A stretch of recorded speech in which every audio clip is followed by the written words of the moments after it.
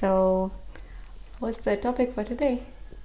Well, today I thought the topic is about databases and database administration. And then just to recap, a database consists of tables. Yeah. A table has rows and columns. Yeah. Exactly. Mm-hmm. And one table is not a database. It becomes a database when there are several tables together. So we have two tables, and what can they be? What can the tables be? In this example. Students and schools, maybe. Students and schools, right? Mm-hmm. And then each school will then have an ID, 1, 2, 3. Yeah. Yeah. And each student will belong to a school. Right. So the student here, we call this student A and student B. Mm. They are both in school 1. Mm-hmm. So there is a relationship between this student and that school and this student and that school. Yeah. And that's really the power, these relationships that the different tables have. Yeah. So the database, as we know, this is just a recap, right? A bunch of these tables, it becomes a database when all of these relationships are set up. Mm-hmm. Right. And it's interesting how very powerful this concept is with database. It's built on relationships, so it's called a relational database. This kind of database. There are also other kinds of databases, right? And what's also interesting about this, the concept of relational databases is that it's very old. It's been one of those concepts that no one has really liked, and people have always tried to invent other things to use instead of relational databases, but they're still going very strong. Now we have NoSQL databases, but yeah. But I think the vast majority of the database out there are using relational databases, and they're using SQL or SQL, which is a language that we use to extract and manipulate information. Yeah. Well, if we are programmers, that's what we use. Right. What I want to reflect upon now is, the database is as I said, it's a programmer-centric concept. Yeah. Right? And it's something that exists for our application. So we write some programming code that accesses the database. But when we put a user interface on top of the database, I think that there are many apps which is what they actually are. It's just there are ways to make that whole process now be for normal users. Right. Right. And I want to take it an example, the WordPress dashboard or the WordPress administration page, right? Mm-hmm. It's pretty much what it is. It's like an interface to edit information in databases. Right. Right. There are the generic interfaces for databases too. And I'll show one here. Yeah, so there is, for example, this. There's phpMyAdmin. Yeah. Yeah. Where you can, this is like as generic as the database itself. Right? Here you can look at all the data in the database. Yeah. But at the same time, you can see that this looks, I would say, a little bit intimidating if you are not a programmer, because it has so many different settings and different things that you might want to do with data, but probably the situation, or depending on what data that it is that is being represented, there are probably a natural way to represent it. And since the way that the database is described here, it has only the technical information, so there isn't enough information for this, for PHP admin to present it in any other way.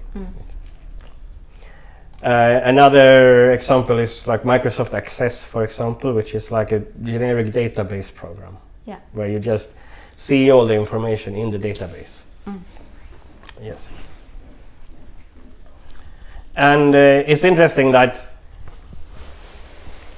a PHP admin or Microsoft Access, they are seen as database programs.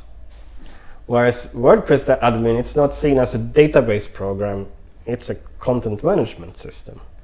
So if you just have a little bit more information regarding the information that you store in the database, it gets taken from being a programmer-centric tool to something that most people feel familiar with. Yeah. And that should be possible to do. When I think about it, I just think, oh, that should be possible to do, and it's an interesting problem. But it seems to be a difficult problem somehow, because this idea is also not new, and I know that in the 80s there was something called fourth generation languages, which, like, according to my understanding, it was essentially this. It was essentially a way to make user-friendly interfaces to manage information. But then back in the day, they looked like this. So they were like text only on terminals. But conceptually, I think they were very similar to what we have here. Yeah. But what's interesting about this is like that while there are only a few databases, right? There's MySQL, SQLite, Oracle, a few others, right? Less than 10, if you would count them all, right? When it comes to this tool, this kind of tool, there isn't really one that is the tool, right? We haven't been able to come up with that. How come? I think it's because there's like this slight trade-off between control and being able to control things, how things should look, and and you want two things. You want two things. You want things to be quick to develop, and then you also want to be able to control every little aspect of everything. And these are two very contradictory goals, right? So I think it's how that trade-off. We can't really agree where the trade-off between control or ease of use should be, right? So that's why we have all these different tools. That's why we haven't been able to come up with one tool.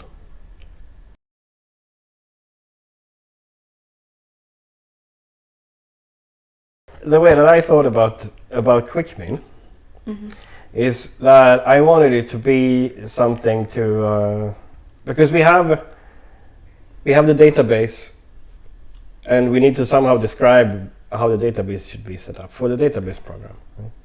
And if we use SQL or SQL, there are create table statements and all that, right? And I wanted my tool to take care of all that, so you don't need to do anything. I just wanted there to be a description of the database, like one and only one description of the database that also has enough information in it so that we can generically create a user interface. Yeah. And can I start by showing also what I've been working on? Sure. Yeah, so I'm going to show again this site. That's work in progress, has not been released yet, but it's going to be a web shop for shirts, with a shopping cart and all that, right? Yeah.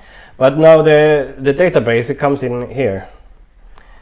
So this is where we can do all the administration. We can see all the orders that's come in. Yeah.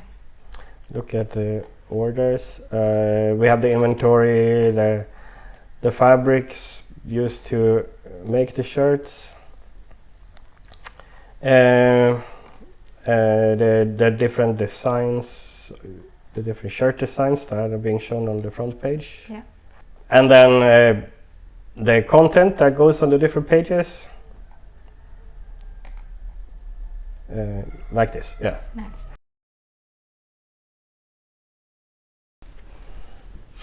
So yeah, can I show you how it works? Yeah. Yeah. So what kind of interface should we make? Should we make it That one. schools and students? Yeah. Right, okay. So then we make, okay, we call it students. Mm-hmm.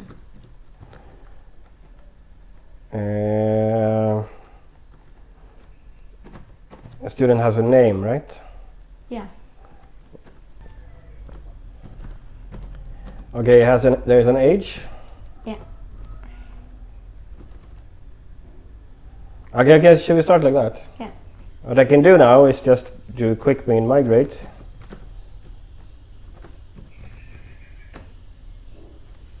And it creates the table students for us. It just prints what SQL it would run and then runs it.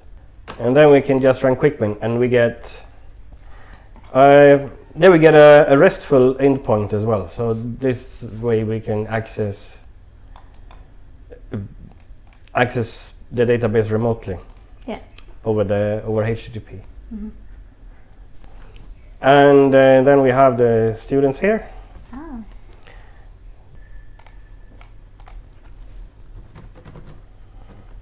Okay, I'll save that. Yeah. So then we have a student. Mm-hmm. Should we save some more information with the students as well? Date they joined, maybe. Date they joined. Date. Enrolled in school.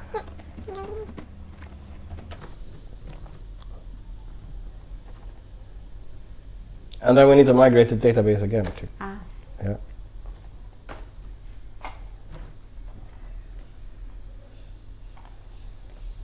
Oh, there. Okay, we so enrolled today then.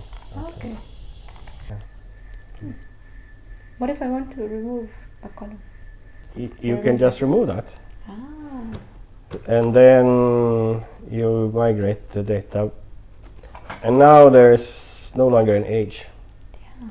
Right? And then we can put it back there. And then we have the age again.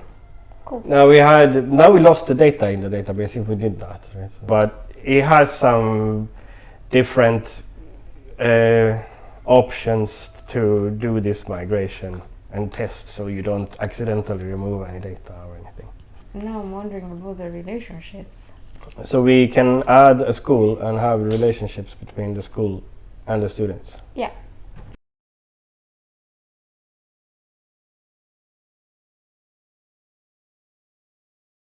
And then a student is in a school.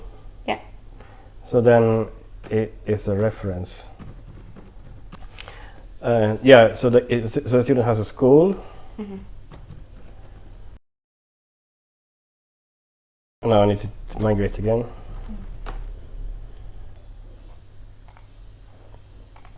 Happy school. Yeah. Happy school.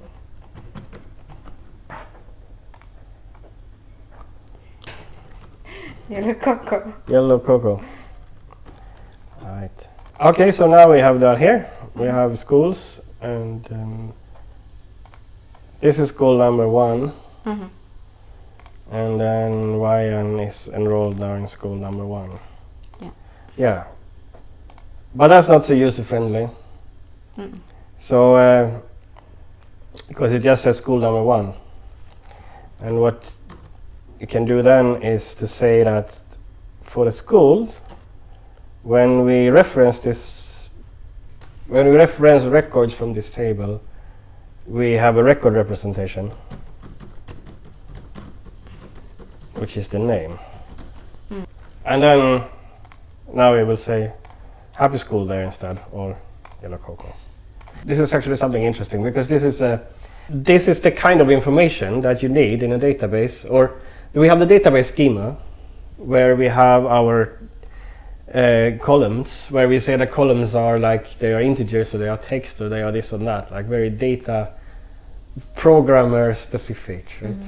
Or it's describing the data that's going to be stored in the database, kind of from the computer's point of view, right?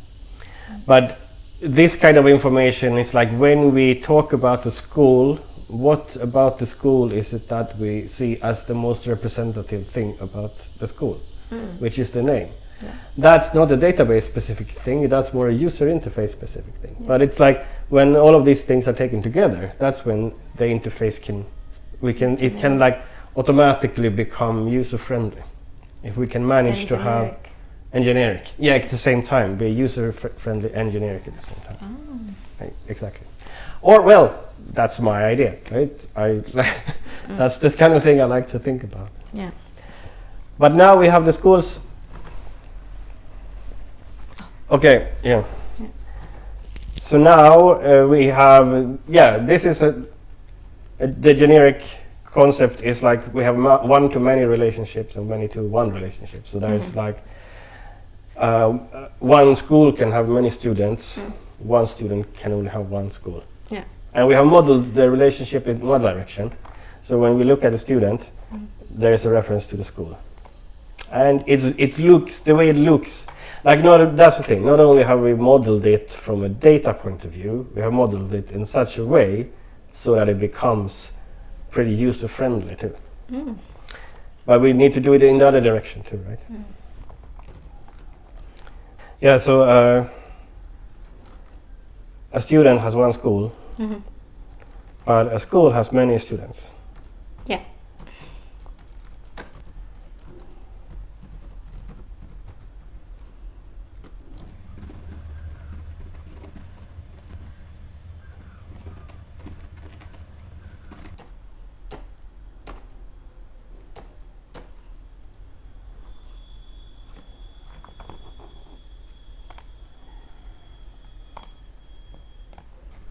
Yeah, so then we can look at the student, and they have a school, and the school has students. Nice. Right. But here is also something. Then there are two views here, right? This is the list view, and this is the we call it detail view. Yeah. And so that's not something normally when you design a database schema. You don't talk about listable fields. You just have fields, right? You just have columns in the table. Yeah. But with a little bit more information, we can say that the name of the student is listable, or maybe we want actually. In this case, maybe when we talk about school, the age is pretty important. Yeah. So we can set that as listable too. So then the age will be shown as well. Nice. And at the same time, in the same way here in the... Yeah, so this is one way, this is how the relationships can be modeled. And they're like modeled in such a way so we don't need to think about database relationships. I think that someone who doesn't know about data relationships, but they only knows about students and schools, they would still feel at home in this this interface, right? Yeah. Even though it's textual, it will still make sense to them. Yeah, I think so. And there are some more things as well that we would like to be able to say about the schema in order to make this feel useful. And in databases we have the columns, they usually have different types, like they have dates and text and numbers, pretty much.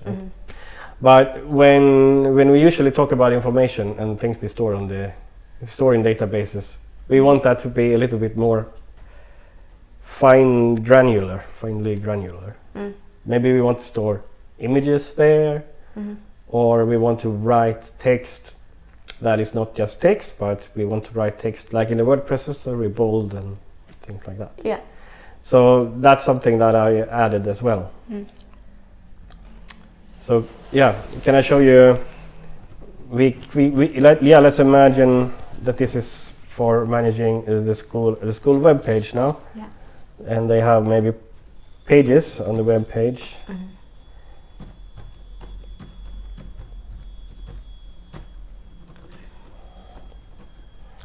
And the page has a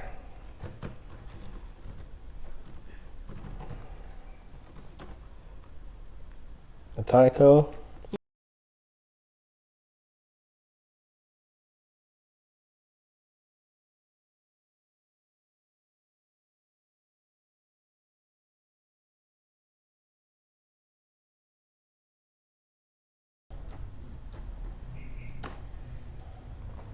Okay, so now we have pages. We create welcome to the school.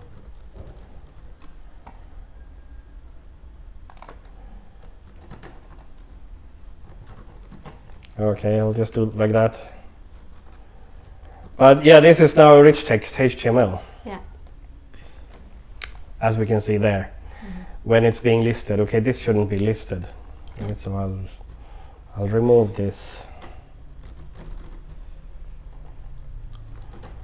Only the title should be listed.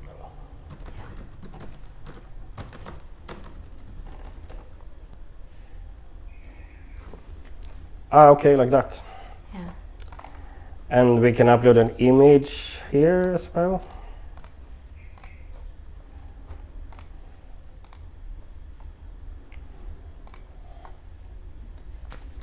Yeah. And this is reflected on the front end as well, the content. Well, it could be. The pages like this, the tables don't automatically say they can be viewable. No. This is still just a database tool. So this is like an administration tool. So we can use it to create a backend, and it's easy now to create a backend that has pages in it. Yeah. Right, for a content management system. Or whatever else. Yeah. Or an app. Or an app or anything, but there isn't any code here that actually takes this data and now shows it on a web page. Because that's now a different thing. Right. Well, that's what I think is a different thing. Right? This all depends. This is all the, I guess, control and abstraction again. Right? Yeah. So I see it as the backend can be generic. Right? There aren't so many the ways in which we want to put information about a page in a database. There it can have, the only thing we will need to say it has maybe a title, it has some content, it has an image, maybe it has like a few other things, right? But if we have that amount of control, that's enough. We can model all the kinds of pages we need. Like as I see it. Right? However, we can't model what cannot be made generic is the way that an actual web page looks. Yeah. Right. And who's to say that we are creating a web page? Like we could be creating a game or something. Yeah, we could, exactly. Yeah. Yeah. But maybe someone's idea of this trade-off between control and abstraction is that maybe they want a tool that actually sets the design for the web page too, because that they don't feel that they need to choose font and color and things like that. Like they just think I just want a web page. Yeah. So I guess maybe that's the answer to why there isn't yet the tool of this kind that everyone is using. It's because we're all different, right? Yeah. Awesome. Okay. Can I show you one more thing here? Yeah, sure. Yeah. So this is our little school, and or school and student database, right? I'll go back to this database. Yeah, that now looks the UI looks very similar. But there are some more things that you can do that I think are important for the UI. So there are some things. So for example, when you look at the design for a shirt, this database table, I can show you.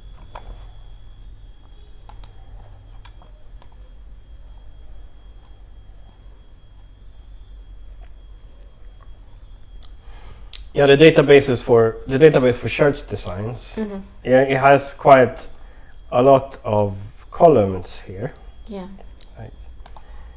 And from a database point of view, that's no problem. Like a database can have many columns, as far as the computer is concerned. Yeah. Right. But when a user is going to look at this information, you can put the different columns into different tabs. Right. And that for me is also something, a kind of trade-off, right? Because you cannot, if you use this tool, this quick min tool, you cannot control for example, the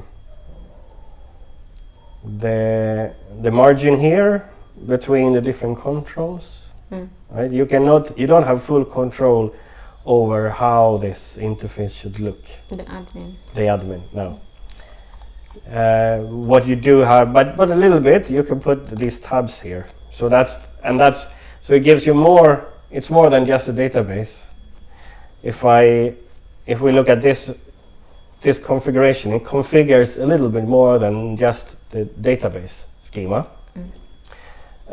Because a column is usually not something that's assigned a tab, because that's a visual thing. So it's like a mixture of information about the data and how the data can be looked at in the admin. Right? Yeah. And also,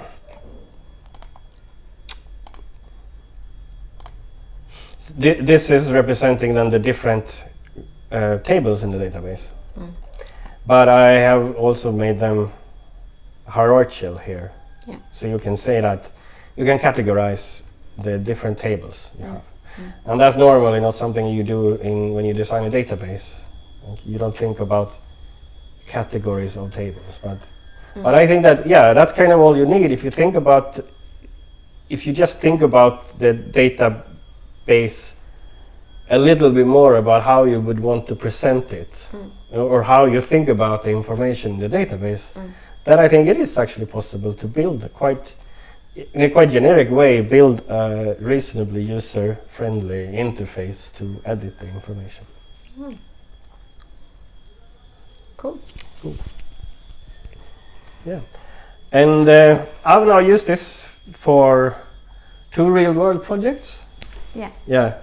And it's, to be honest, it's something that I've thought about. Complex projects, because sometimes somebody might see this kind of thing and assume that it will have, as the project gets more complex, it will not be able to handle the complexity.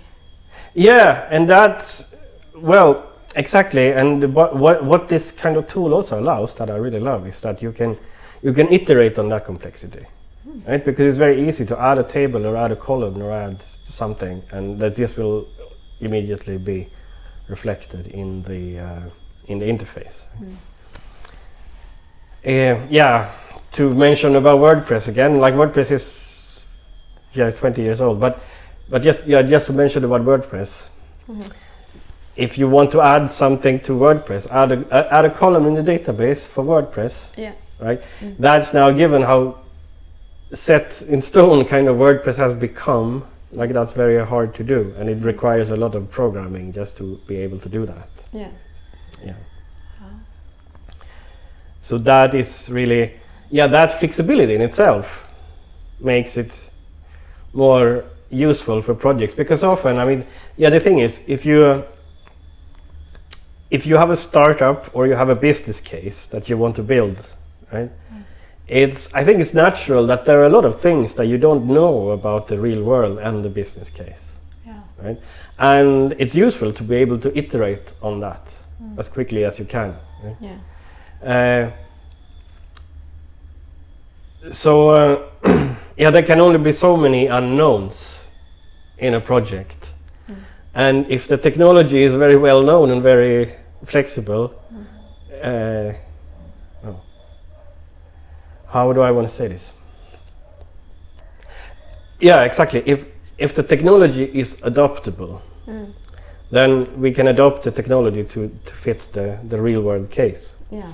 Right? Yeah. Otherwise, we need the real world case to fit to adopt to the technology. Yeah. Yeah. And yeah, that's not.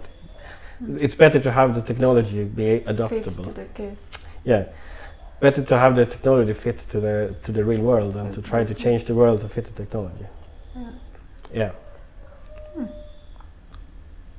Pretty cool. All right. Yeah. So, where can somebody experiment with this QuickMin? It's here.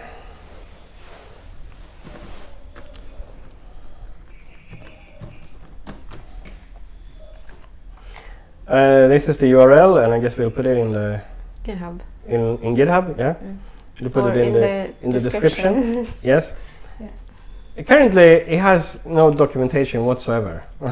I'll write some documentation at some point. Yeah. But also, I'm very happy. In progress, yeah. I'm very happy if someone wants to reach out and they like the idea. I think contributions are welcome. Contributions are welcome, and I'm very happy to just hear. I would love to have more conversations of this kind with people who have thought in similar ways or have very interested to talk to other people about it. Yeah. All right. Till next time, I guess. Bye. Okay. Bye. Bye.